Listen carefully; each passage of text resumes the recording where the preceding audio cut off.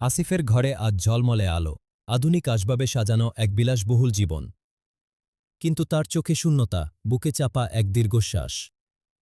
প্রতি রাতে ঘুমের আগে একটি দৃশ্য তাকে তাড়া করে ফেরে। জীর্ণ বিছানায় শুয়ে থাকা এক দুর্বল শরীর, আর সেই শরীরের শেষ মুহূর্তের এক ফিসফিসানি। একটি কথা, যা আসিফের কানে বাজত না তখন, কিন্তু আজ প্রতিটি নিঃশ্বাসে তা যেন তার অন্তরাত্মাকে বিদ্ধ করে। বাবা কি শেষ মুহূর্তে তার জন্য অভিশাপ দিয়েছিলেন, নাকি এমন কিছু বলেছিলেন যা তার আজকের এই শূন্যতার কারণ?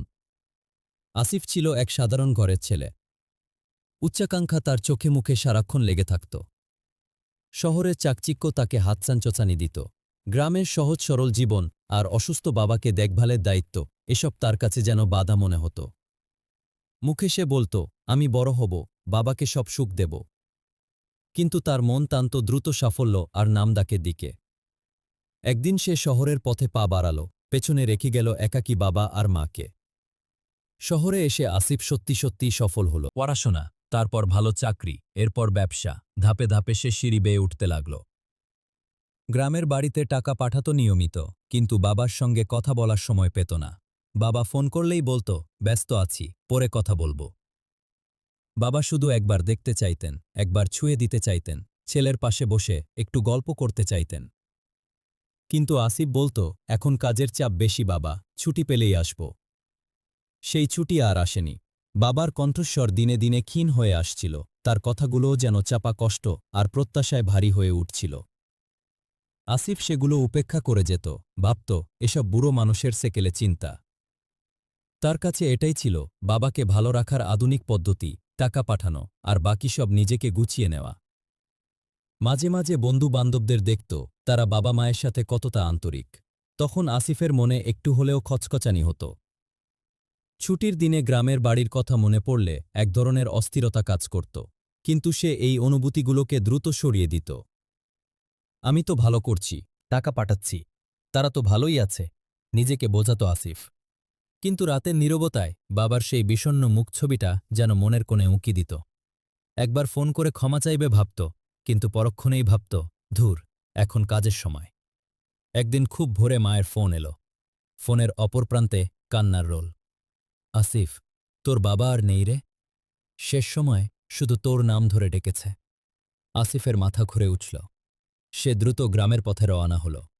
কিন্তু পৌঁছতে পৌঁছতেই সব শেষ। বাবার নিথর দেহটা যখন দেখল, তখন তার মনে হল যেন তার নিজের বুকের ভেতর থেকে প্রাণটা কেউ ছিঁড়ে নিয়েছে। গ্রামের মানুষজন এসে সান্ত্বনা দিচ্ছিল, আর বারবার বলছিল, তোর বাবা শেষ নিঃশ্বাস ত্যাগ করার আগে তোর জন্যই দোয়া করছিলেন। আসিফ বিশ্বাস করতে পারছিল না। দোয়া? অভিশাপ নয়? সে মায়ের কাছে জানতে চাইল, বাবা ঠিক কী বলেছিলেন।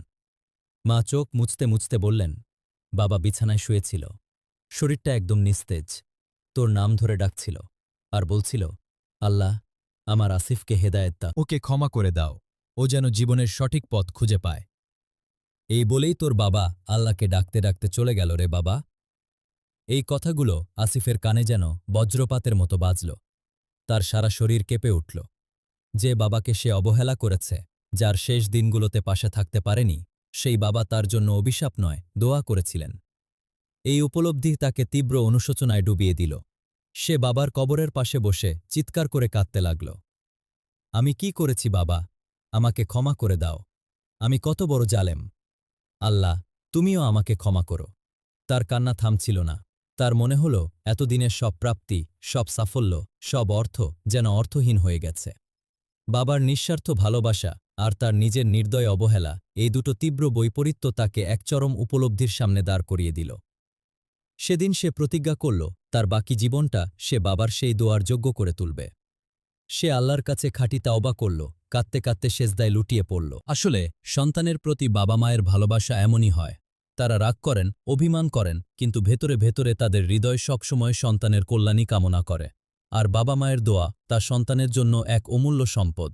এই দোয়াকে আমরা প্রায়শই অবহেলা করে যাই, পার্থিব ব্যস্ততায় ভুলে যাই এর গুরুত্ব। সন্তানের জন্য বাবা মায়ের একটি দোয়া, এমনকি তাদের মনের গভীর থেকে আসা একটি বিশুদ্ধ আকাঙ্ক্ষাও আমাদের জীবনকে বদলে দিতে পারে। আল্লাহ তাআলা বাবা মায়ের দোয়ার ক্ষমতা অনেক বেশি দিয়েছেন। তারা যখন সন্তানের জন্য দোয়াতা করেন, তখন সে দোয়া সরাসরি আল্লাহর কাছে পৌঁছায়। আসিফের জীবনে যেমন হয়েছিল, বাবার দোয়ার শক্তি আর আসিফের অনুশোচনা ও তাওবা, এই দুটো মিলেই তার জীবনের মোড় ঘুরিয়ে দিয়েছিল। আসিফ আর সেই আগের আসিফ রইল না। তার বিলাসবহুল জীবনটা তখনও ছিল, কিন্তু তার ভেতরের মানুষটা পুরোপুরি বদলে গিয়েছিল। সে মানুষের সাথে মেশা শুরু করল, অসহায়দের সাহায্য করল। সে তার অর্থকে মানুষের কল্যাণে ব্যবহার করতে শুরু করল। 5 ওয়াক্ত নামাজ, কুরআন তিলাওয়াত আর আল্লাহর স্মরণ তার জীবনের অবিচ্ছেদ্য অংশ হয়ে উঠল। সে বুঝল, আসল সুখ অর্থবিত্তে নয়, শান্তি লুকিয়ে আছে আল্লাহর পথে, মানুষের সেবা করার মাঝে, আর বাবা মায়ের প্রতি সশ্রদ্ধ থাকার মাঝে। বাবার দোয়া তার জীবন থেকে শূন্যতা দূর করে এক গভীর প্রশান্তি এনে দিয়েছিল। সে এখন জানে তার বাবা হয়তো উপরে বসে হাসছেন, কারণ তার দোয়া কবুল হয়েছে। আসিফ এখন শুধু আল্লাহর কাছে প্রার্থনা করে যেন সে তার বাবাকে জান্নাতে আবারও দেখতে পায়। প্রিয় দর্শক, আসিফের এই গল্পটা আমাদের কি কিছু শেখায় না? আমরাও কি নিজেদের অজান্তেই বাবা মায়ের প্রতি এমন অবিচার করছি না? জীবনের এই দৌড়ে আমরা কাকে পেছনে ফেলে যাচ্ছি? বাবা মায়ের দোয়া শক্তি আমাদের জীবনকে বদলে দিতে পারে। আল্লাহ আমাদের সবাইকে বাবা মায়ের প্রতি শ্রদ্ধাশীল ও যত্নবান হওয়ার তৌফিক দান করুন। আপনার মূল্যবান মন্তব্য কমেন্টে জানান, আল্লাহ আমাকে ক্ষমা করুন। অথবা এই গল্পটি এমন কারো কাছে পাঠান যে জীবন নিয়ে হতাশায় আছে। আমাদের আলোর গল্প পরিবারের সাথে থাকুন, আলো ছড়াতে সাহায্য করুন।